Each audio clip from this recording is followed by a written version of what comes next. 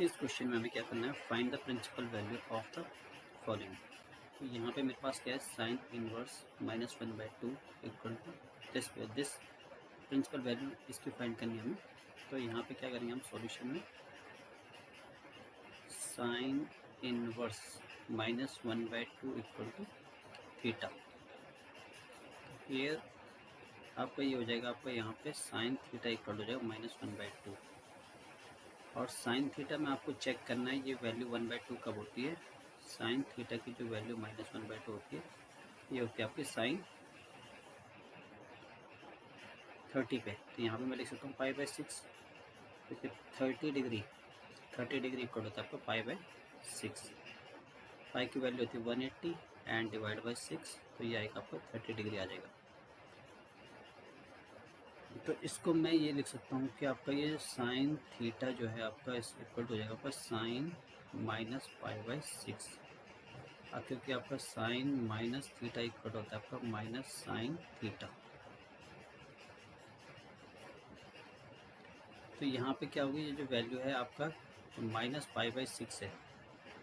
-π/6 जो है वो बिलोंग्स करता है आपका -π/2 टू π/2 के बीच में। तो यहाँ पे थीटा इक्वल टू कितना रहेगा, मेरा आंसर -π/6। तो इसकी जो प्रिंसिपल वैल्यू है ये आपकी हो जाएगी -π/6। Principal value of sine inverse -1/2 equal हो जाएगा आपका -π/6। तो यहाँ पे ये इम्पोर्टेंट आपको ये चेक करना कि आपका इस रेंज में आ रहा है कि नहीं आ रहा आंसर। अगर आंसर रेंज में, क्योंकि माइनस ये आपका जो वैल्यू है यहाँ पे, ये आपका जो साइन इनवर्स की जो रेंज होती है, range of sine inverse x की जो रेंज होती है वो होती है आपके -π/2 से π/2 के बीच होती है। इसका मतलब कि आपका ये 90 से 90 के बीच होना चाहिए। तो यहाँ पे मेरा आंसर -30 आ रहा है, तो -30 जो है इसके बीच में आ रहा है। -30 इधर होगा आपका, और यहाँ पर आ जाएगा आपका 90। तो यहाँ पर जो इसका आंसर आ जाएगा, जो आपका जो होगा इसका प्रिंसिपल वैल्यू क्या होगी इसकी, -π/2। यहाँ पे आपका एक क्वेश्चन और है, cos इनवर्स √3/2। तो पहले cos इनवर्स की जो रेंज होती है आपका 0 से पाई के बीच होती है। तो इसका आंसर इसके बिटवीन में आना चाहिए। तो यहाँ पे मैं क्या करता हूँ, cos इनवर्स √3/2 इक्वल टू आपका हो जाएगा थीटा। तो ये आएगा मेरे पास cos थीटा इक्वल टू आएगा आपके पास 3/2, and cos theta equal to आएगा आपको, ये होती है cos 30 की value.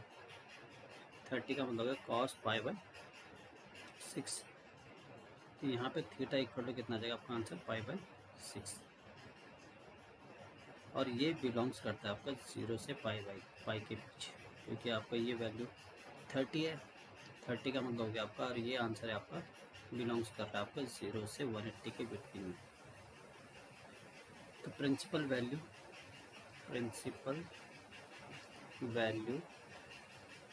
Of cos inverse √3/2 equal to आएगा आपके पास π/6। ये इसका आंसर हो जाएगा। Find the principal value of the following. यहाँ पर मेरे पास क्या है, cos इनवर्स 2, इसकी प्रिंसिपल वैल्यू फाइंड करनी है। तो यहाँ पे क्या होता है, cosec, range of cosec inverse x, इसका जो रेंज होता है इज -π/2, सेम रहता है आपका साइन इनवर्स x का, और बस इसमें एक्सेप्ट 0, इसमें 0 नहीं लेते हम। तो यहाँ पे क्या आ जाएगा, cosec इनवर्स 2 इक्वल टू यहाँ पर आ जाएगा थीटा, और आपका cosec थीटा इक्वल टू हो जाएगा आपका 2। तो यहाँ पे 2 आपकी जो वैल्यू आती है वो आपका 30 डिग्री पर आता है। तो cosec थीटा इक्वल हो जाएगा cosec π/6। तो थीटा इक्वल टू आ जाएगा मेरे पास π/6। तो ये जो वैल्यू है वो बिलोंग करती है आपके किसके बीच, -π/2 to π/2 except 0। Then principal value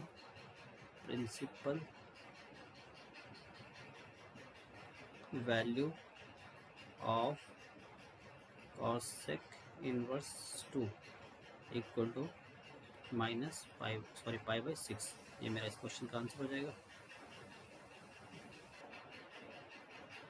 अब यहाँ पे क्या है आपका tan इनवर्स -√3 है, तो range of tan inverse x, range of tan inverse x और theta here you can write is -π/2 to π/2, यानी कि इसका आंसर इसके बिटवीन में आना चाहिए। यहाँ पे क्या करूँगा मैं, tan inverse -√3 equal to theta, और ये हो जाएगा आपका, इधर शिफ्ट करते हैं, tan थीटा इक्वल हो जाएगा -√3।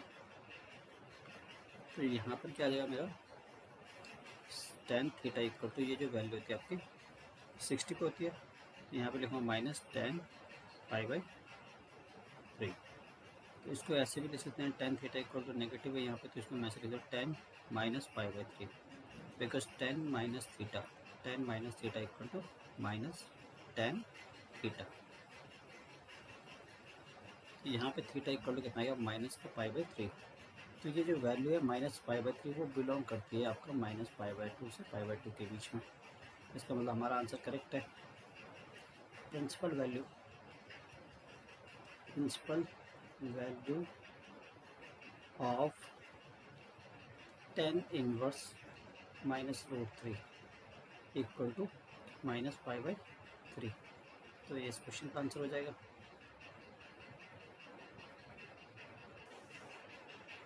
अब यहाँ पे आपका tan इनवर्स -1 है, तो आपका सेम आपका जो इसका रेंज होता है वो इसके बीच में होता है, -π/2 से π/2 के बीच में। इसका रेंज ऑफ द फंक्शन ये आपका tan के लिए है। तो यहाँ पर क्या आ जाएगा आपका, ये मैं ये लिखूँगा tan inverse -1 equal to theta. तो ये हो जाएगा tan थीटा इक्वल हो जाएगा आपको -1, और ये 1 आपका किस पे होता है, 45 पे, तो -tan 45 मतलब π/4 हो जाएगा। और यहाँ पे लिख सकते हैं हम tan theta equal to tan -π/4। तो थीटा की वैल्यू जो आएगी आपकी माइनस का π/4 हो जाएगा, और ये जो वैल्यू बिलोंग करती है इसके बीच में आपका -π/2 तो π/2 के बीच में। तो यहाँ पे जो मेरा इसका आंसर आएगा, tan इनवर्स का जो प्रिंसिपल वैल्यू है, tan इनवर्स -1 की जो प्रिंसिपल वैल्यू है वो आपका माइनस का π/4 है। ये इस क्वेश्चन का आंसर हो जाएगा। इस क्वेश्चन में आपके पास क्या है, cos इनवर्स -1/√2 है। अब ये आपका जो cos की जो रेंज होता है, रेंज ऑफ द फंक्शन जो होता है इसका, वो होता है आपका 0 to π। यहाँ पर होता है 0 to π के बीच में। इसका आंसर मुझे 0 to π के बीच में लेके आना है। तो ये आपका जो cos इनवर्स -1/√2 है इक्वल टू, मैं ले लेता हूँ थीटा। यहाँ पे क्या आएगा, cos थीटा इक्वल हो जाएगा -1/√2। अब ये cos थीटा इक्वल हो जाएगा आपका -45 की वैल्यू होती है π/4, बट इसका आंसर नेगेटिव आ रहा है। मेरा आंसर यहाँ पे इसका जो रेंज है वो आपका 0 से π के बीच में है। अगर मैं cos इस नेगेटिव को यहाँ शिफ्ट करता हूँ, अगर cos माइनस थीटा जो होता है आपका वो हो जाता है प्लस का cos थीटा। तो यहाँ पे ये चीज़ें नहीं कर सकता हूँ मैं आपका। दूसरा आपका यहाँ पे चेक करिए, all student take copy this one, this format you can apply here. cos is negative here, और here cos is negative, here cos positive. First and fourth quadrant में cos क्या होता है, पॉजिटिव होता है, और सेकंड और इसमें। तो इसको मैं ऐसे लिख सकता हूँ, cos π - π/4, क्योंकि cos ये होता है आपका cos 180 minus theta minus cos theta हो जाता है। तो इसको मैं ऐसे लिख सकता हूँ यहाँ पे, क्योंकि मेरा आंसर यहाँ पे जो आ रहा है पॉजिटिव में आएगा। इसका आंसर इसके बीच की जो वैल्यू है पॉजिटिव में, तो cos थीटा इक्वल हो जाएगा आपका cos 3π/4, और यहाँ पर जो थीटा आएगा आपका, थीटा इक्वल हो जाएगा 3π/4, यानी कि इसका मतलब हो गया ये इसके बीच में बिलोंग कर रहा है, पॉजिटिव भी है और 0 से π के बीच में भी आ रहा है ये आंसर। तो इसकी जो प्रिंसिपल वैल्यू हो जाएगी कॉस इनवर्स -1/√2 की जो प्रिंसिपल वैल्यू होगी 3π/4। ये रेंज आपका बहुत ज़्यादा इंपॉर्टेंट है। अगर आपका रेंज पता ना हो तो यहाँ पे आंसर आप इसका नेगेटिव लिखोगे। तो यहाँ पे रेंज के अकॉर्डिंग मुझे ये चेक करना पड़ेगा किस क्वाड्रेंट में आपका ये नेगेटिव होता है। इस क्वाड्रेंट में आपका नेगेटिव होता है तो मैं इसको ऐसे लिखता हूँ π-π/4। तो ये मेरा आंसर आ जाएगा इसके बीच में, क्योंकि मुझे इसके बीच में चेक करना आंसर। इसके बीच में कहाँ पर आएगा, वो इस क्वाड्रेंट में आएगा, सेकेंड क्वाड्रेंट।